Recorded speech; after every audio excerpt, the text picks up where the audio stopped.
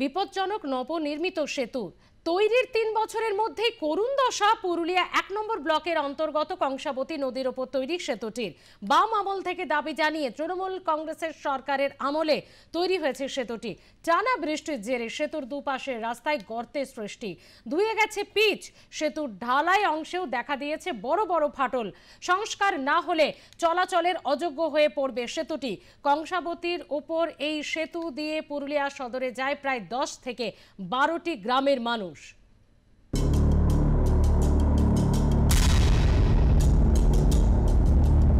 পুরুলিয়া শহর থেকে মানবাজার যাওয়ার ওল্ড মানবাজার রোডের উপর এই সেতু।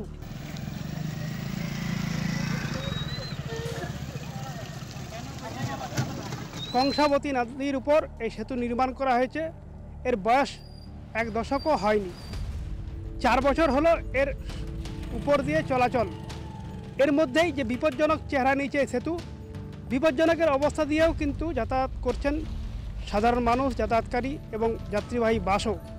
মাটি বসে গেছে মনে হচ্ছে, মাটি বসে একটু বেসে গেছে, যে কোনো সময় বিপদ ঘটতে পারে। কতটা ঝুঁকি নেওয়া হবে আপনার? ঝুঁকি হচ্ছে, প্রতিদিনে ঝুঁকি হচ্ছে। যে কোনো সময় হয়তো বসে গেলে হয়তো সেই কাঁসাই ব্রিজে 92 সালে যে বন্যা, সেরকম হয়তো বড় ধরনের বিপদ ঘটে যেতে পারে। এই অবস্থা এত কম সময়ের মধ্যে কি করে হলো, এই প্রশ্ন কিন্তু তুলছেন পথচারীরা। খুব বিপজ্জনক আছে।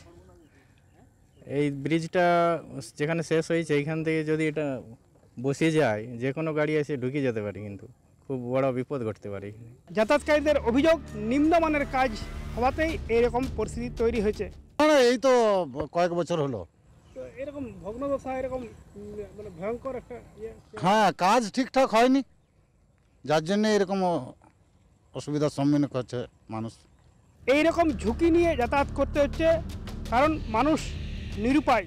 এই প্রবল বর্ষাতে পুরুলিয়ার বিভিন্ন প্রান্তে বিভিন্ন ব্রিজ আমরা দেখছি যে অনেকটাই নষ্ট হয়ে গেছে। আমরা পুরুলিয়া জেলার বিভিন্ন প্রান্ত থেকে যেসব খবর আসছে আমরা দেখছি কিভাবে সেই সব রাস্তা বা ব্রিজ সেগুলোর কিভাবে রিপেয়ারিং পর্যন্ত একটু করা যায় সেটা আমরা দেখছি।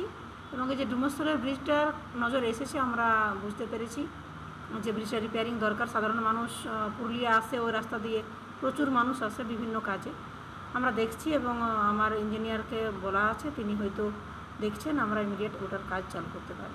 জীবনের ঝুঁকি নিয়ে আর কত পারাপার করবেন, প্রশাসন দেখাও না দেখা।